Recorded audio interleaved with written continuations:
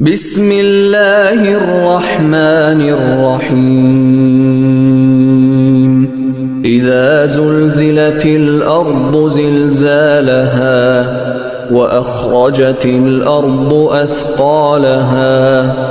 وقال الإنسان ما لها يومئذ تحدث أخبارها بأن ربك أوحى لها يومئذ يصدر الناس أشتاتا ليروا أعمالهم فمن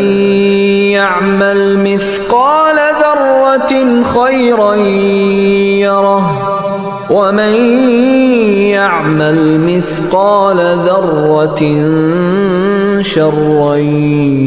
يره.